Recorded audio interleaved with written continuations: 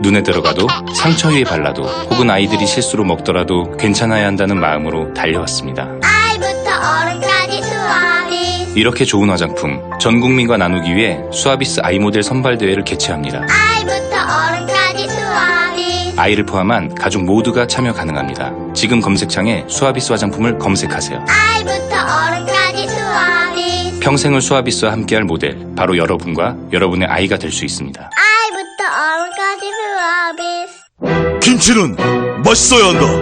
아주 화끈하게 100% 국내산으로 16년 전통으로 햇섭 인증으로 화끈하게 맛있다. 화끈하게 통한다. 화통김치. 배추김치, 알짜김치, 총각김치, 깻잎김치, 깍두기도 화통. 검색창에 화통김치. 아우 맛있어. 아, 또 떨어졌어. 너 또 입사 시험 봤어? 아니, 차량용 핸드폰 거치대 말이야. 여러 개 사봤는데 실패의 연속이야. 떨어지고 시야 가리고 운전석에서도 뭐 알고 뭐 좋은 거 없을까? 싼 것만 찾으니까 그렇지. 제대로 된 거 하나 사서 편리하게 쓰는 게 더 낫지. 그런 게 있어? 그럼 있지. 1, 2, 3 할 때 2. 힘 세다 할 때 힘. 2, 힘. 투 힘? 2배로 힘이 세다는 건가? 네이버 검색창에 2 힘을 검색해보세요. 한글도 남보다 빨리 깨치고 참 똑똑했는데 갈수록 실력이 뒤처지는 것 같아 걱정이에요. 혹시 초등학교 교과서 본 적 있어요? 어려운 어휘가 너무 많아요. 학교에서는 어휘 개념을 하나하나 설명해줄 시간이 정말 부족하잖아요. 그럼 어떡하죠? 내 아이의 어휘만큼은 내가 책임져야죠. 어휘 공부의 정석. 초등어휘 3천, 초등어휘 5천. 검색창에 초등어휘 3천을 쳐보세요.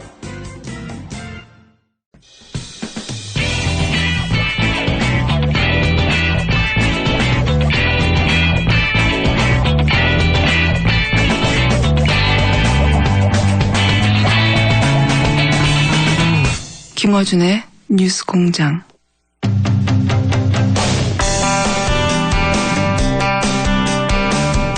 이부 민주당, 국민의당에 이어 이번에는 자유한국당 연결해 볼 텐데요. 자유한국당이 지금 현 시점에서 문제 제기할 부분이 어떤 대목인지 연결해 보겠습니다. 자유한국당 정용기 공보단장 연결됐습니다. 안녕하세요.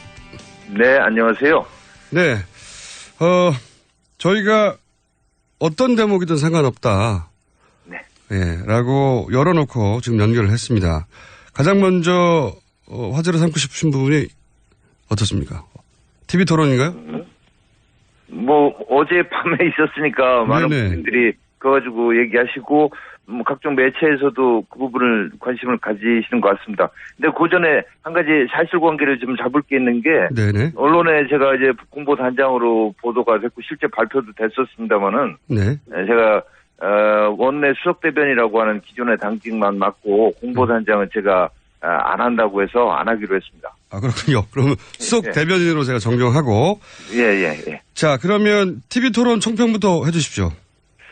뭐 아무튼 첫 번째 TV 토론이기 때문에 홍준표라고 하는 사람이 어떤 사람인가라는 것을 유권자 국민들께 인식시키는 게 필요했는데 네. 그런 점에서 이제 뭐 안보, 그다음에 경제, 그다음 복지 이런 부분에서 보수 가치에 충실한 후보다라는 것을 보여줬고 그리고 모래시계 검사로서 또 정말로 서민으로 자라난 서민 대통령이다라고 하는 이 스토리 부분도 이렇게 국민들께 전달된 그래서 본인의 색깔 이거를 잘 전달한 그런 성공적인 TV 토론으로 평가를 합니다. 그러면 대변인님은 1등은 당연히 홍준표 후보라고 하실 거고요. 당연히 각 당에서는. 자, 그러면 두 번째로 잘한 후보와 그러면 가장 잘 못했다고 평가하는 후보는 어떻게 됩니까? 글쎄요, 이렇습니다. 이게 본인이 지지하는 후보가 역시 뭐 특별히 큰 실수를 하지 않으면 그렇죠. 예. 잘하게 보이는 거죠. 맞습니다. 그래서 네. 그래서 지지하는 자기가 어떤 성향을 갖느냐에 따라서 1등한 후보에 대한 평가는 다 달라지리라고 보는데요. 네, 그건 당연한데. 예, 글쎄요, 뭐 2등 후보를 굳이 꼽으라고 하시면 예. 글쎄요. 공동 2등으로 하겠습니다. 공동 2등이요? 예, 네. 모두가 공동 2등입니까? 예, 뭐, 대체로 다른 분들도 이제 결국 자기 어떤 색깔, 성향, 정책, 이런 것들 얘기하는 자리였기 때문에, 그리고 뭐, 치열하게 공방이 벌어진 부분에 대해서는 방금 말씀드린 대로 내가 지지하는 후보가 잘한다, 이렇게 보이는 거 아니겠습니까? 그건 뭐 너무 당연하고 콩깍지인데, 근데 캠프 입장에서는, 저 후보를 조심해야 되겠다. 저 후보는 충분히 제압이 가능할 것 같아. 그런 내부 평가가 있었을 거 아니겠습니까? 글쎄, 모든 후보에 대해서 이제 조금 더 과거에 비하면 좀 더 이렇게 시청자들이 보시기에 좀 흥미진진한 이런 부분이 좀 많아졌습니다. 예. 그럼에도 불구하고 이건 짧은 시간 제한, 또 5명 후보들이 하기 때문에 주도권 토론 때도 한 사람이 3사람 이상한테 꼭 질문을 해야 된다라는 룰을 정해놓고 하다 보니까 치열한 공방이 오가지 못했습니다. 그래서 홍준표 후보가 10분 만에 제압한다고 하는 이 부분에 대해서도 뭐 일부에서는 10분 만에 제압 안 됐지 않냐 할 수 있지만 10분 이상 한 후보하고 치열하게 공방을 주고받을 수 있는 이런 룰이 좀 필요하다고 보고, 그렇게 된다면 홍준표 후보는 다른 4분 어떤 후보하고 해도 국민들께 정말 그 생각이 정리가 되고 강한 어떤 그 대통령으로서의 리더십을 갖춘 사람이구나 하는 인정을 받을 수 있을 거라고 생각합니다. 상대 후보 측에서 나온 실수 같은 거는 없었나요? 보시기에? 뭐 문재인 후보가 우리 당의 김진태 의원이 안철수 후보를 지지했다. 그래서 적폐 세력의 연대다라고 했는데, 그건 명백한 허위사실 유포거나 아니면 김진태 후보는 법적 대응을 한다고 그러는데, 아니면 이제 정말 뭐 실수이셨겠죠. 그건 분명히 김진태 의원이 그렇게 한 적이 없는데, 국민들 다 지켜보는 토론에서 그런 말씀을 하신 거는 만약에 실수라고 한다면 바로 사과를 좀 하셔야 될 부분이라고 봅니다. 홍준표 후보가 주적을 말씀하시니까 생각난 건데, 주적이 이제 문재인 후보라고, 공개적으로 말씀하셨는데, 실제 캠프에서 가장 먼저 제압해야 될 대상, 주력해서 제압해야 될 대상이 문재인 후보라고 정해진 겁니까? 일단은 저희하고 대척점에 있는 그 후보인 거는 분명하죠. 그러니까 여러 가지 이념 면에서 또 각종 정책적인 측면에서도 서로 분명하게 다른 가치관을 가지고 있는 적이니까, 그런 후보와 그런 정당에 대해서 저희가 첫 번째 어떤 그 제압해야 된다, 주적 이런 표현 저는 사실은 개인적으로는 좀 뭐 별로 선호하는 표현은 아닙니다만은 그렇게 인식을 하고 대응을 해야 될 걸로 봅니다. 그런데 이제 실제로 여론조사 전문가들의 얘기에 따르면 홍준표 후보의 지지 기반을 가장 많이 뺏어간 쪽은 안철수 후보 쪽 아닙니까? 이제 그게 선거를 쭉 치르다 보면 이렇게 흐름이 있는데, 문재인 후보는 고정 지지층이 있고 그 지지층의 성향이 저희 자유한국당을 지지하는 분들하고 분명히 차이가 나는 이런 점이 있습니다. 근데 이제 문재인 후보가 저는 제가 볼 때 지난주 초까지 피크를 찍었다고 봅니다. 정점을. 안철수 후보가 4.12 재보궐선거 직전인 10일, 11일까지 피크를 찍은 걸로 저는 이렇게 보는데, 안철수 후보는 반기문 전 유엔 사무총장이나 안희정 후보처럼 중도적 입장에서 양쪽 다를 어떻게 보면 취하겠다라는 이런 전략을 택하고 있는데, 선거전이 치열해질수록 이런 후보들은 지지 기반이 급격하게 잠식됩니다. 그래서 반기문 후보나 안희정 후보가 그랬듯이 안철수 후보의 지지는 굉장히 지지자들이 유동적이고 또 취약한 지지를 보이고 있고, 이런 것들이 이번 4.12 재보선에서도 그대로 나타났다고 보고, 이게 계기가 돼서 보수 우파의 지지층들이 홍준표 후보로 이제 좀 결집을 하지 않을까 저희는 이렇게 기대하고 그렇게 예측하고 있습니다. 이게 그건 충분히 이해가는 말씀이신데 제 이제 질문의 요지는 문재인 후보와 홍준표 후보의 지지 기반은 사실상 겹치는 부분이 거의 없고 오히려 지지 기반은 안철수 후보하고 겹치니까 일단 안철수 후보와 대립각이 쓰는 게 훨씬 홍준표 후보에게 급선무인 것 같은데 주적을 일단 문재인 후보로 삼아서 궁금해서 질문을 드린 겁니다. 아, 그렇죠. 주적이라고 계속 하신다. 아무튼 문재인 후보와 분명히 그렇게 입장의 차이가 난다라고 하는 점을 밝힌 게 주적이란 표현으로 나타난 것이라고 보고요. 예. 선거에 임하는 전략상으로는 저희도 안철수 후보, 문재인 후보와는 분명히 이렇게 다르다는 것이라고 안철수 후보에 대해서는 그 어떤 실상이랄까, 실체, 이 부분을 유권자들께 인식시키기 위해서 많은 부분을 노력을 하고 있습니다. 유승민 후보, 예. 유승민 후보와의 관계는 어떻게 될까요? 유승민 후보는 이렇습니다. 예. 적어도 이번만큼은 유승민 후보는 아니다라는 것이 TK 지역에서 이번 4.1 재보선을 통해서 나타났다고 봅니다. 유승민 후보가 거의 가서 살다시피 했는데 6군데 TK 지역에서 전패했습니다. 상주 군의의성 국회의원 선거에서는 4등을 했거든요. 이렇다면 유승민 후보가 지금까지도 본인은 억울한 측면이 있겠습니다만은 정치적, 인간적, 정책적 배신을 했다라고 하는 이런 상황 속에서 보수 분열로 인한 우파 패배의 원죄까지 본인이 다 짊어지지 않기 위해서는 스스로 결단을 해야 된다고 보고요. 본인은 끝까지 가고자 해도 또 바른정당의 많은 의원들이 지난 4.12 재보선 결과를 보고 더 큰 지금 고뇌에 빠져서 고민을 하고 계신 얘기를 직간접적으로 듣거든요. 그렇다면 아무튼 좀 더 길게 보고 정치를 하는 모습을 보여주기를 기대하는 게 저희들 입장입니다. 바른정당 내부 더 이상 유승민 후보한테 단일화를 이렇게 이렇게 자꾸 설득하고 이렇게 하지 않겠습니다. 본인의 판단에 맡기고자 합니다. 그럼 단일화 시도는 더 이상 없고 본인의 판단에 맡긴다는 건 본인이 알아서 보수가 이렇게 겸연할 수 없으니 스스로 사퇴하라 이런 말씀이십니까? 그게 보수 유권자들 중에 많은 분들의 뜻입니다. 보수 유권자들의 많은 분들의 뜻이다. 그렇게 이제 그럼 모든 분들은 아니겠지만 네. 그래서 저도 직접적으로 충청권에서도 어제도 제가 대전을 갔다 왔습니다만은 그런 얘기들을 듣고 있고요. 무엇보다도 이번 선거 결과로 정치에서는 얘기를 하는 건데 재보선 결과가 그것을 말해주고 있다고 봅니다. 네. 네, 공당이 공식적인 절차를 거쳐서 합법적으로 선출한 후보가 스스로 물러난 일이 일어날 수 있을까요?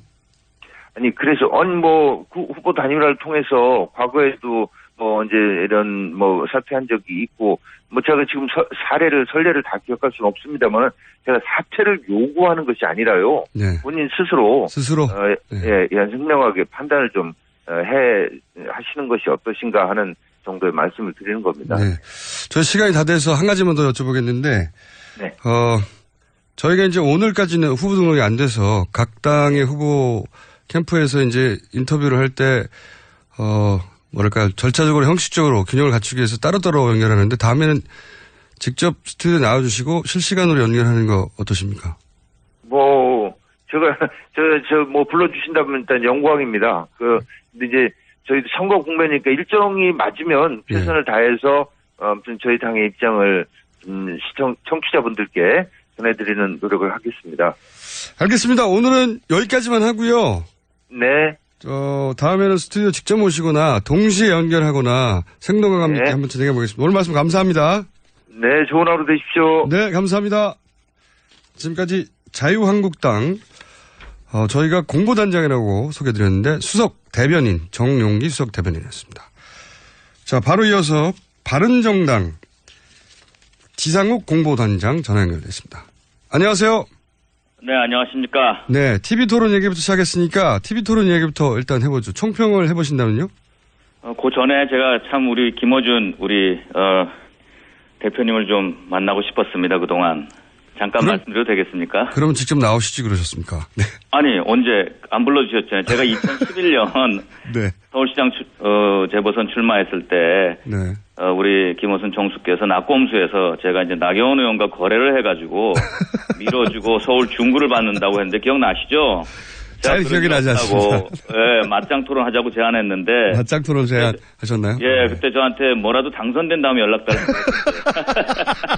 그래서 이제 내가 이제 국회의원 됐으니까 우리 한번 맞짱 토론 한번 하시고. 예. 그런 일은 없었습니다. 그래서 저하고 맞짱 토론 하시려면 제가 출마 안 했기 때문에 그거는 다음 기회에 하기로 하고요. 예, 한번 꼭 그렇게 한번 해보고 싶었으니까 나중에 기회 한번 주십시오. 알겠습니다. 자, 그러면 그 어제 TV 토론에 대한 총평을 말씀드리자면 우리 유승민 후보의 능력의 크기, 소신과 철학의 깊이, 정치적 일관성이 완전히 드러난 지도자의 모습이 표출됐다. 뭐 그 외에 중언부언 뭐가 옳았다 그렇다 말할 필요조차도 없는 토론이었다. 그렇게 저는 말씀드리고 싶습니다. 토론회를 대단히 만족스러워하는군요. 지금 캠프의 분위기는 말씀 들어보니까. 뭐 그렇습니다. 지금 오늘 아침에 조선일보를 보면 예. 5명 나온 후보들이 자기를 빼고 누가 제일 잘했냐라고 투표를 했을 때 3명이 유승민 후보를 얘기하셨거든요. 네네. 그다음에 2분이 심상정 후보를 얘기했다. 네. 그러니까 나머지 3분은 한 분도 인정을 못 받은 겁니다. 예, 거기서도 드러나고 있습니다. 그렇군요. 특히 어떤 점에서 유승민 후보가 돋보였다고 보시는 겁니까? 인품적으로나 또 정책적으로나 또 그동안 해왔던 일관성. 사람들이 정치를 하면서 분리하면 부인도 하고 또 말을 뒤집고 하는데 유승민 후보는 자기 희생을 감수하면서도 자기의 정책적인 정치적인 일관성을 계속 유지해온 분이었습니다. 여실히 드러났죠. 뭐 저도 토론회를 본 사람으로서 유승민 후보의 토론 실력이 제대로 드러났다 이렇게 평가할 수 있긴 한데 문제는 지금 뭐 여러 가지 요인이 있겠습니다만 아무래도 이제 사표 심리 때문에 그런 것 같은데요. 네. 유승민 후보가 좋은 자질을 갖춘 후보인 건 틀림없는데 이번 대선에서는 어렵겠다라고 판단하는 게 현재까지의 민심이고 그게 여론조사 수치로 드러나고 있는데 이걸 어떻게 극복합니까? 어제 TV 토론 본 다음에 예. 저기 전라도 광주에 있는 분이 연락을 문자를 주셔가지고 하신 말씀이 네. 그동안은 그렇게 안 봤는데 어제 TV 토론을 보고 예. 내가 당신을 뽑겠다.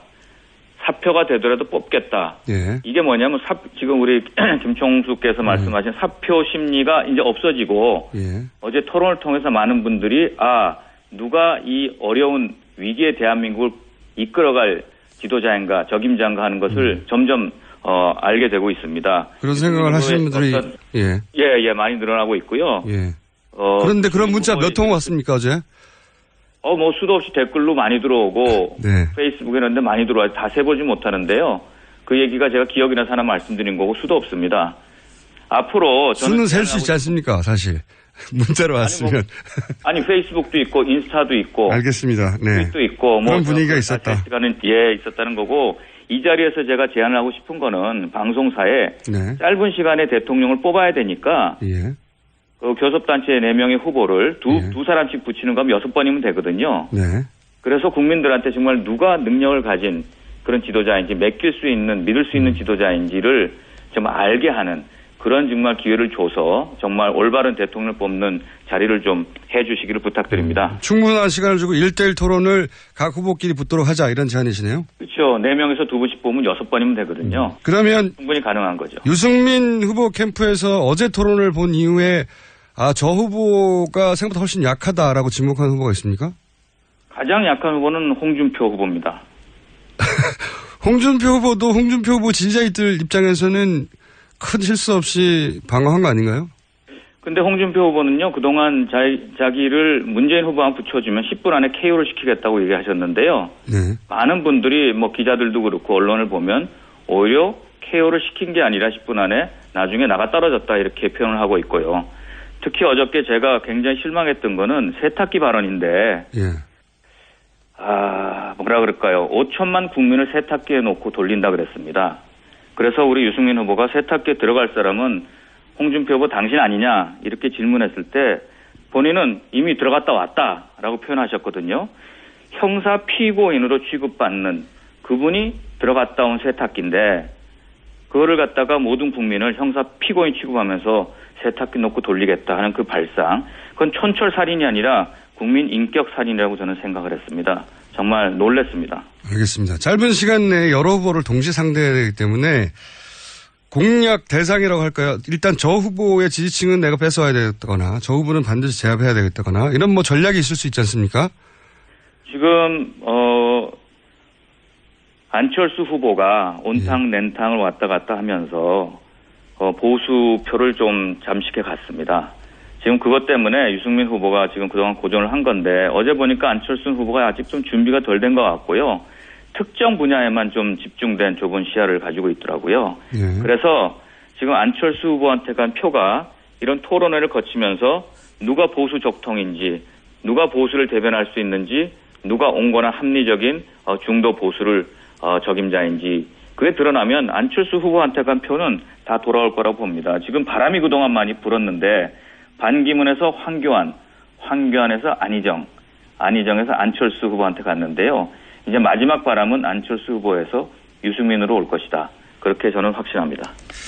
알겠습니다. 그런데 이제 그 바람이 유승민 후보에 오지 못한 이유 중에 하나가 유승민 후보의 그동안의 행보 때문이기도 하다 하는 지적도 있습니다. 예를 들어서 지금까지 TK 공략에 대단히 공을 들였고 배신자 이미지를 벗기 위해서 노력을 해야 하는데 사실 어제 토론회에서도 드러났지만 유승민 후보가 가진 강점은 TK 이외 지역 그 중도층에 어필할 수 있는 콘텐츠가 있는데 TK에 너무 갇혀 있었던 거 아니냐. 본인 스스로 그렇게 자신이 어필할 수 있는 지역을 이렇게 제한한 것이 남 탓을 할 게 아니라 네. 그 탓이 아니었냐 하는 지적은 내부에서는 없습니까?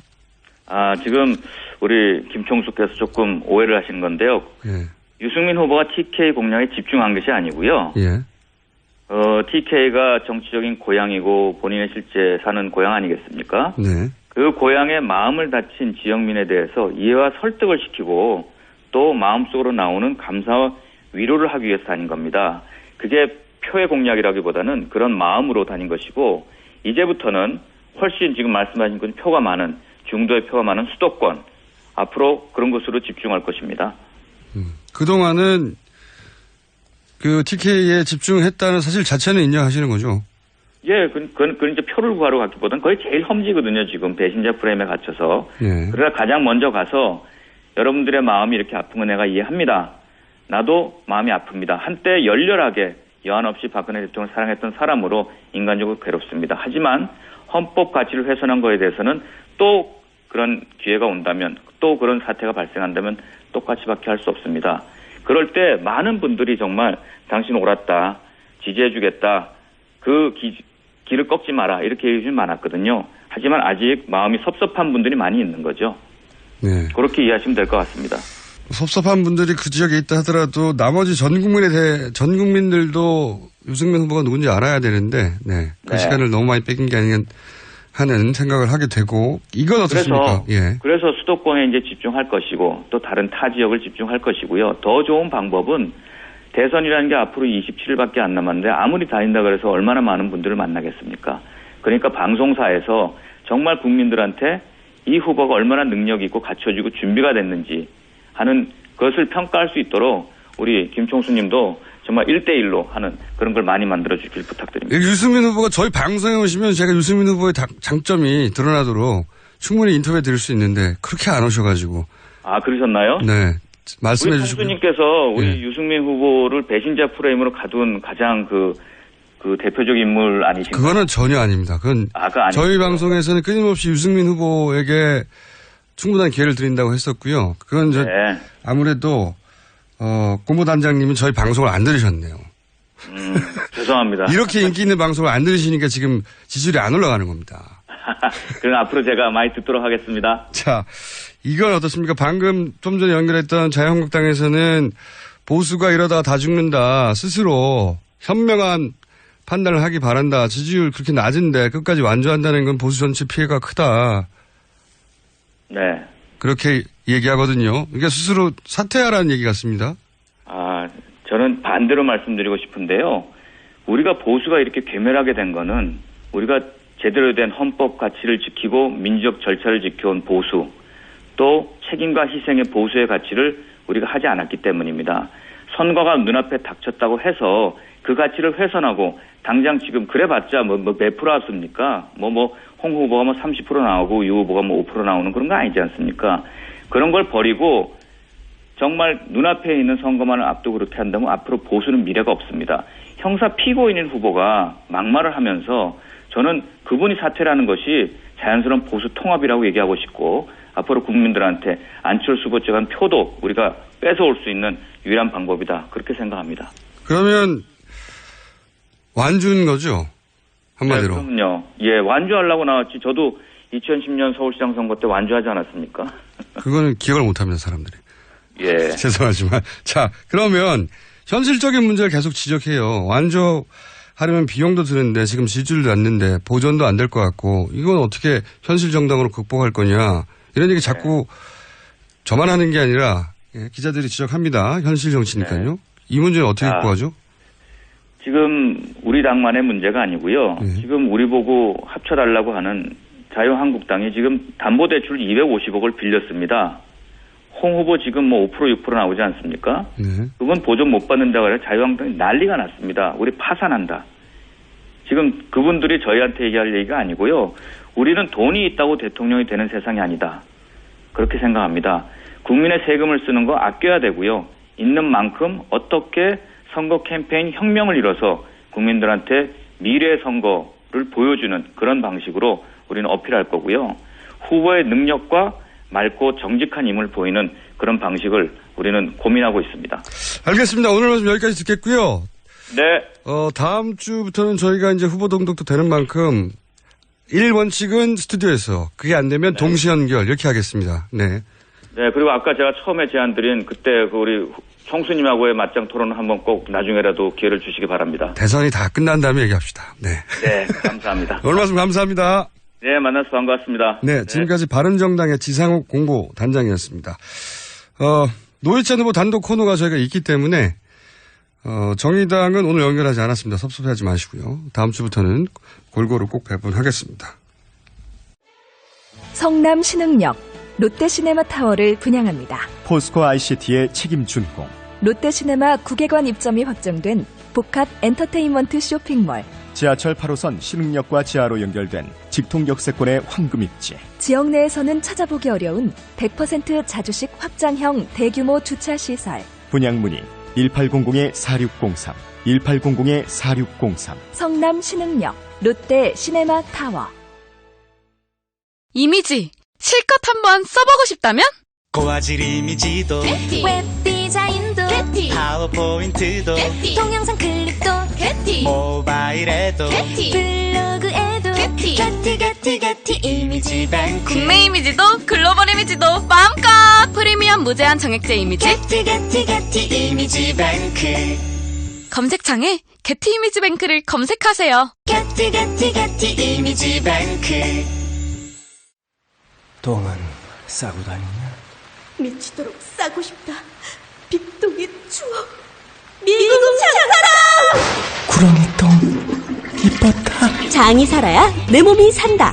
혈중 콜레스테롤 개선과 배변 활동에 도움을 주는 건강기능식품입니다.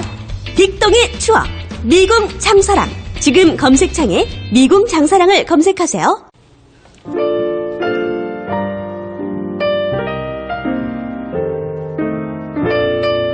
자, 불친절한 AS. 김상조 교수와 송금주 의원 인터뷰 프로 아마추어 차이인데 불공평하지 않느냐 이런 아마 문자인 것 같습니다. 저희는 양당에 공식적으로 인터뷰 요청을 동시에 했어요. 네. 출연 패널은 각 캠프에서 정한 겁니다. 저희가 정한 게 아니고. 그리고 이쪽에선 특정 분야 전문가가 있는데 상대방의 비전문가라서 공평하지 않다. 말씀드렸다시피 양쪽 독시 섭외고요. 이쪽에서 전문가가 있는데 저쪽에서 해당 분야 전문가가 없다. 그럼 그 자체가 그 당의 실력이다. 그것까지 저희가 보완해 드릴 수는 없고요. 그래서 한쪽에 전문가가 없다고 사안을 다루지 않으면 그게 오히려 전문가가 있는 쪽에 불이익을 우리가 거꾸로 주는 게 되겠죠. 네, 그걸 맞추는 건 각 당이 할 일인 것 같습니다. 이번에는 이 당에 유리한 전문가가 있고 뭐 다른 사안은 저 당에 유리한 전문가가 있겠죠. 예. 자, 아르헨티나에서 뉴스 공장을 듣고 있는데 다 교민들이 듣고 있어서 너무 감사하다고 응원 문자를 보내고 싶은데 한국어 입력이 안 되네요. 그래요? 예. 스페니쉬로 보내십시오. 저희가 알아서 해석하겠습니다. 여기까지입니다.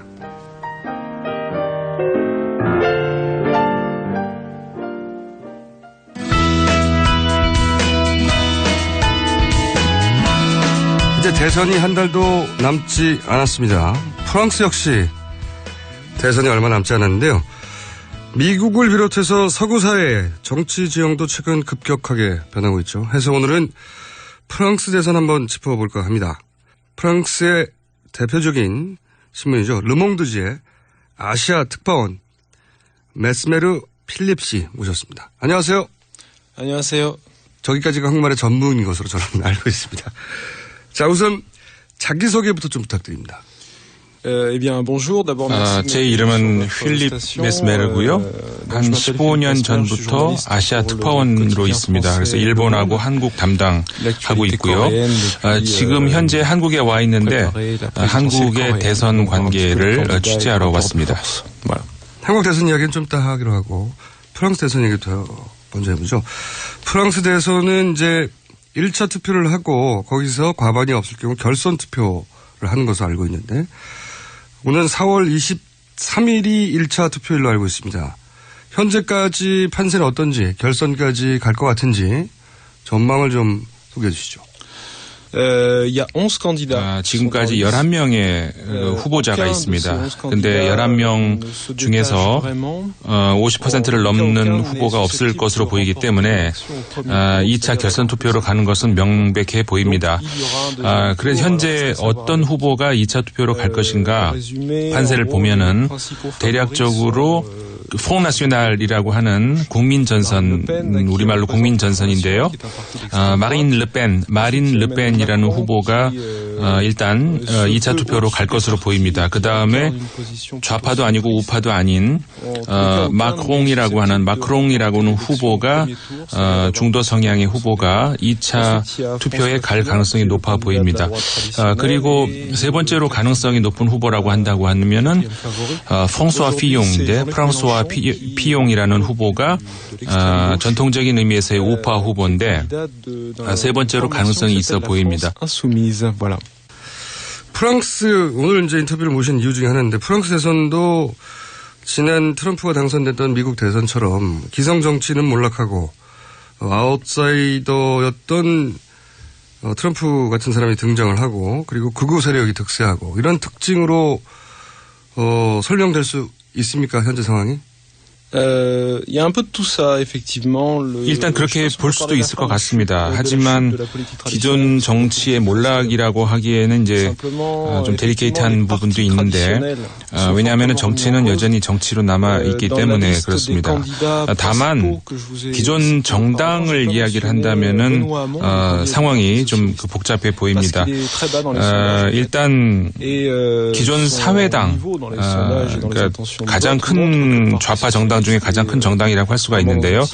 사회당의 후보가 이번에 대선에 출마를 합니다마는 거의 제가 보기에는 그 사라질 운명까지도 갈 수 있는 그런 실정에 와 있습니다. 그 다음에 역시 마찬가지로 극우파가 이렇게 득세를 한다는 그런 차원에서 보자면은 극우 세력의 그러니까 극단 세력의 득세, 아웃사이드 등장 그런 얘기를 할 수도 있을 것 같습니다. 그렇군요. 사회당인 올랑드 현 대통령이 재선에 출마하지 않는 프랑스 사상 첫 번째 현직 대통령으로 알고 있는데 재선에 출마하지 않은 이유가 뭔가요? 일단 첫 번째로 대통령으로 당선된 이후 계속해서 저조한 그 지지율에 시달렸는데 첫 번째 이유로 들 수 있는 것이 이 올랑드 대통령의 실업 문제에 대한 그 대책을 내놓지 못하고 실패한 것 그것을 들 수가 있고요. 그 다음에 이제 두 번째는 정치적인 문제가 되는데 이번에 대선을 통해서 사회당이 처음으로 그 프라이머리 방식을 적용을 했습니다. 그런데 이제 프라이머리에서 올랑드 대통령이 올라설 수 있을 것이라는 그런 확신이 없었기 때문에 그래서 이제 본인이 스스로 이제 포기한 것으로 그렇게 분석을 할 수가 있습니다. 이제 이런 것들이 전부 다 전체적으로 그 사회당의 어떤 그 실패 원인 이런 것들과 다 결부가 될 수 있습니다. 네, 현직 대통령임에도 불구하고 당내 경선을 통과하지도 못할 것 같아서 아예 나오지 않았다. 이런 이야기군요. 자, 그러면 이제 그 다른 후보들 한번 잠깐 짚어보겠습니다.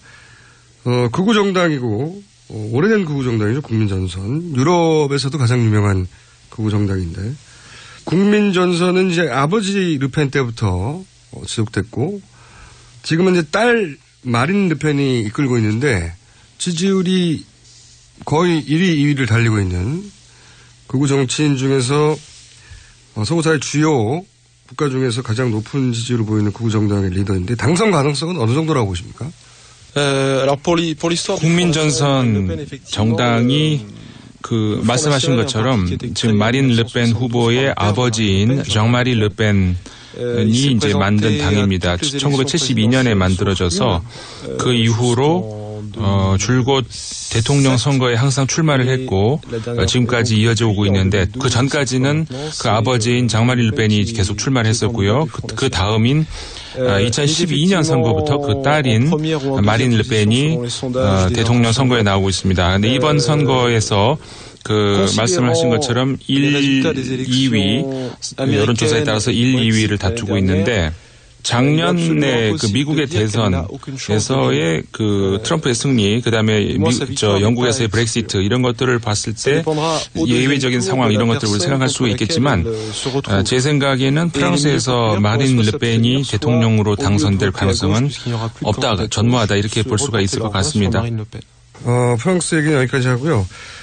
현재 이제 15년째 일본에 거주하면서 아시아 특파원을 하고 있기 때문에 이 소식도 잠깐 여쭤보고 싶은데 아베 총리의 최근 아키에 스캔들에 대해서는 어떻게 바라보고 있는지 궁금합니다.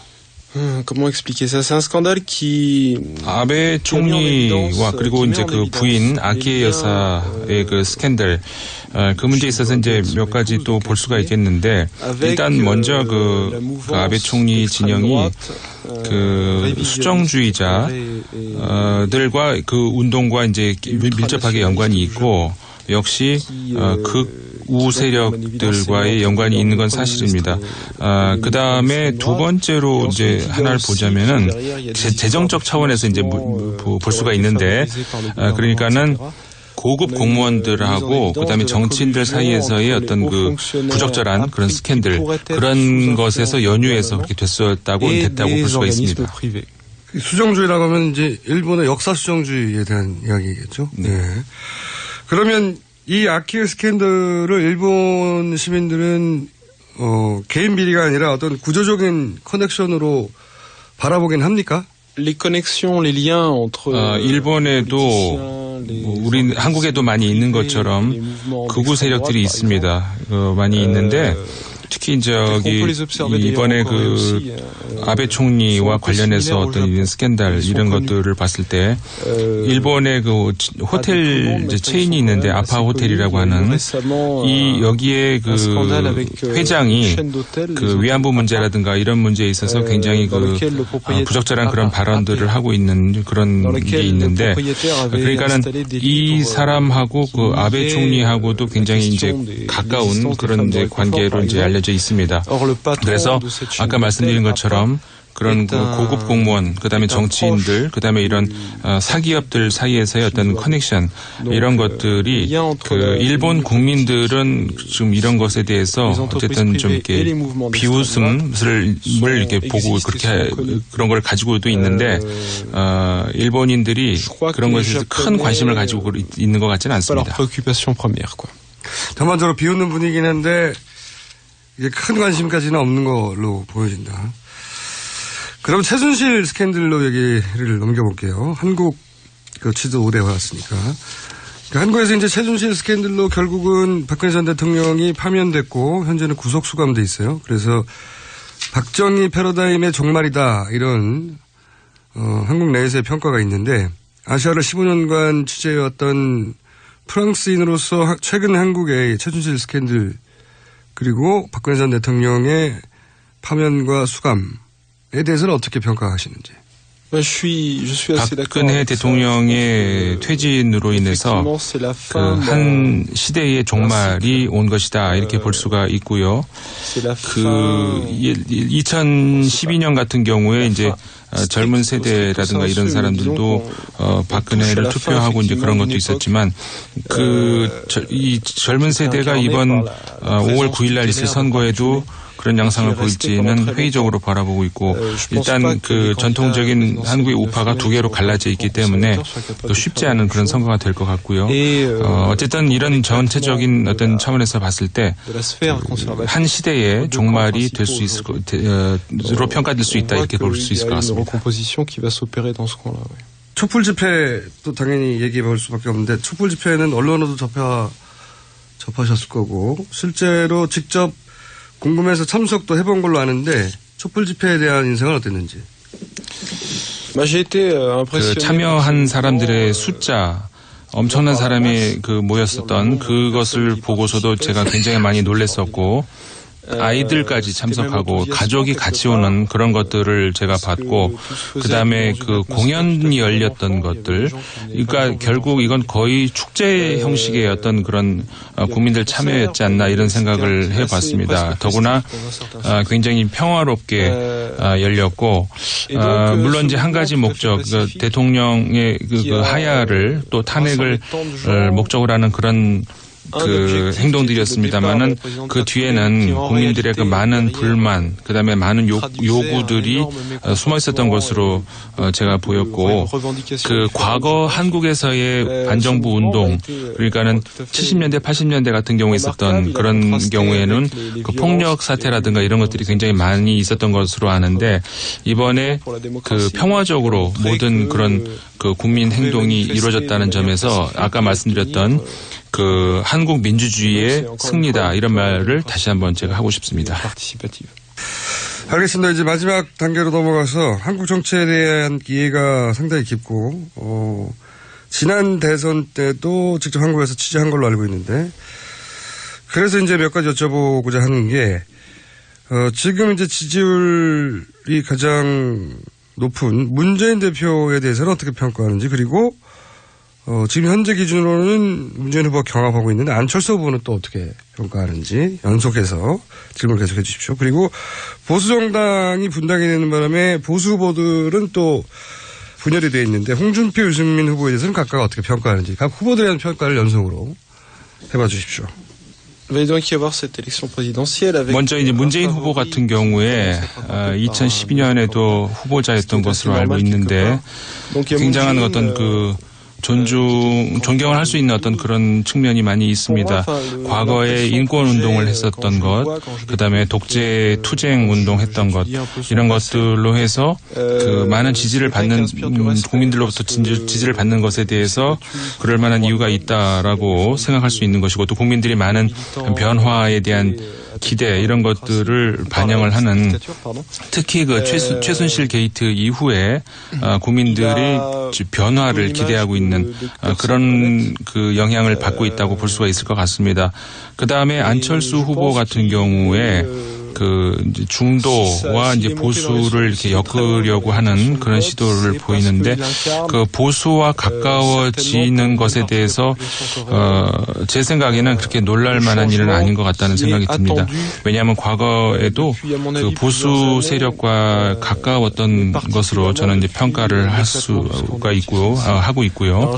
그 장점이라고 한다면은 기존 시스템에 젖어 있는 그런 정치인이라고 볼 수가 없고 새롭게 등장한 인물이라는 점에서 굉장히 높은 점수를 매길 수 있는 것으로 이렇게 생각이 되는데 안철수 후보의 정치적 프로그램에 있어서는 분명한 점은 잘 없는 것 같아서 좀 그 점은 제가 잘 모르겠습니다. 그다음에 홍준표 후보 같은 경우에 그 우파 중에서도 이제 극단적인 우파로 보이는데 법조인으로서의 홍준표의 그 과거 역할 그다음에 그 업적 이런 거는 제가 잘 모르겠습니다만 하지만은 정치인으로서는 상당히 극단적인 그런 모습을 많이 보이는 것 같고요. 그다음에 유승민 후보 같은 경우도 그 과거에 그 박근혜 대통령하고 가까웠던 인물로 보이는데 과연 새로운 시대를 열 수 있을 그런 인물이 되는지 그것에 대해서 좀 의아하게 생각을 합니다. 심상정 후보를 하나 뺐군요, 제가. 심상정 후보에 대한 Vous connaissez la candidate 심상정? Mais pas très bien, non?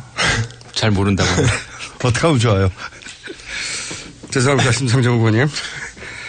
자, 주요한 후보들에 대해서 한번 여쭤봤고, 마지막으로 한국 정치를 오래 관찰해온 프랑스인으로서 이번 대선에 임하는 한국 유권자들에게 하고 싶은 말이 혹시 있다면 관찰자로서 오랜 말씀 부탁드립니다.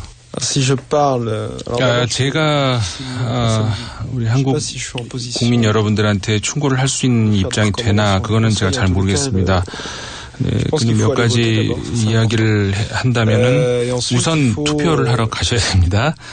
투표를 해야 되고 왜냐하면은 이제 이번 선거 같은 경우도 굉장히 중요하고 미래를 결정할 수 있는 지금까지 벌어졌던 일들이 어떤 일들인지 이런 것을 봤을 때 그다음에 이게 이제 이 우리가 단절을 이야기해야 되는데 이 단절에서 우리가 어떻게 갈 것인가 앞으로 나갈 것인가 뒤로 돌아가실 것인가 이것을 결정하게 될 굉장히 중요한 순간인 것 같습니다. 다시 말하면 한국이 새 봄을 한국의 정치가 한국의 민주주의가 새 봄을 맞을 것인가 그렇지 않고 다시 뒤로 돌아갈 것인가 다시 보수로 회귀할 것인가 이것은 국민 여러분들의 어떤 그 선거에 임하는 그런 자세에 달려있다고 볼 수 있을 것 같습니다. 네, 감사합니다. 사실 프랑스 정치가 지금 한국 정치를 걱정할 때가 아니긴 하죠. 네. 거기도 상황이 급하기 때문에 대선 끝나면 한 번 더 만나기로 하고 네, 지금까지 15년간 아시아 르몽드 프랑스 르몽드의 아시아 특파원으로 있었던 메스메르 필립 씨였고 통역에는 르몽드 디플로마티크의 임상훈 위원이었습니다. 감사합니다. 감사합니다. 지금까지 김어준이었습니다. 다음 주부터 공식적으로 후보가 등록되니까 더 치열한 방송 기대해 주십시오. 안녕.